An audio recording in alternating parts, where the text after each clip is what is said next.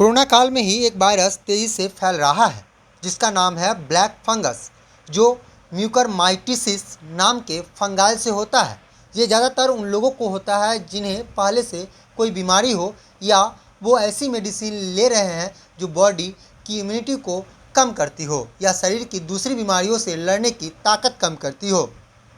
ये शरीर के किसी भी हिस्से में हो सकता है।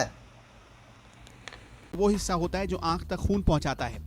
फंगस इसी खून में मिल जाता है और सीधे आंख तक पहुंच जाता है। फिर धीरे धीरे आंख को ये प्रभावित करने लगता है। इसी वजह से ब्लैक फंगस या ब्लड फंगस से जो भी मरीज संक्रमित होते हैं उनकी आंख निकालनी पड़ती है, क्योंकि धीरे धीरे आंखों की रोशनी चली जाती है और उस जगह पर काले निशान पड़ने लगते हैं और आखिर यही उपाय बचता है कि आंखों को निकाल दिया जाए। इस तरह के मामले दिल्ली में या मुंबई में हर दिन बढ़ रहे हैं। बाद में ये मामला अगर गंभीर हो जाए तो सीधे आपके मस्तिष्क को भी प्रभावित कर सकता है।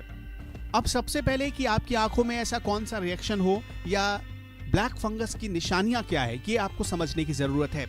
ब्लैक फंगस की चपेट में जब आंख में लालपन के निशान आए या सूजन के निशान आए तो आप इसे बिल्कुल नजरअंदाज न करें।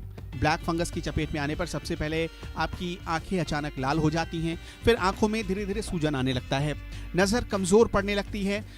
जब मामला सीरियस होता है या जब मरीज सीरियस होता है तो ऐसे मरीजों की रोशनी भी चली जाती है। कोरोना का पेशेंट आंख की लालिमा या सूजन को बिल्कुल नजरअंदाज ना करें, क्योंकि कोरोना के मरीजों में यह फंगस बहुत तेजी से फैल रहा है। जब आपके दिमाग तक यानी मस्तिष्क तक जब ये फंगस पहुंच जाता है फिर क्या होता है? फंगस धमनियों के जरिए आपके दिमाग तक पहुंचता है और इसके बाद रोगी को अचानक लकवा मार जाता है या मिर्गी का दौरा पड़ने लगता है या आप चलते चलते बेहोश होने लगते हैं।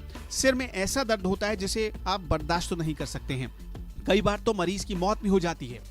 दरअसल म्यूकरमाइकोसिस एक अलग तरह का फंगस है जो कि जैसा हमने आपको पहले ही बताया कि खून के रास्ते आपकी आंखों तक पहुंचता है और फिर आंखों के रास्ते ये आपके दिमाग तक पहुंचता है। ये जो ब्लड वेसल्स होते हैं उन्हें बहुत नुकसान पहुंचाता है।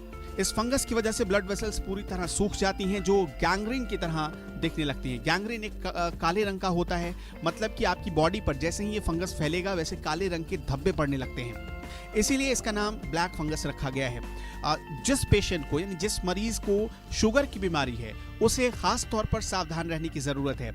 अगर आप स्टेरॉइड ज़्यादा ले रहे हैं तो भी आपको सतर्क रहने की ज़रूरत है। और अगर आप कोरोना के पेशेंट हैं और किसी अस्पताल में भर्ती हैं और आप ऑक्सीजन सपोर्ट पर हैं तब भी आपको बहुत सावधान रहने की ज़रूरत है, क्योंकि ऑक्सीजन वाली पाइप के रास्ते ये फंगस आपके दिमाग तक पहुंच सकता है।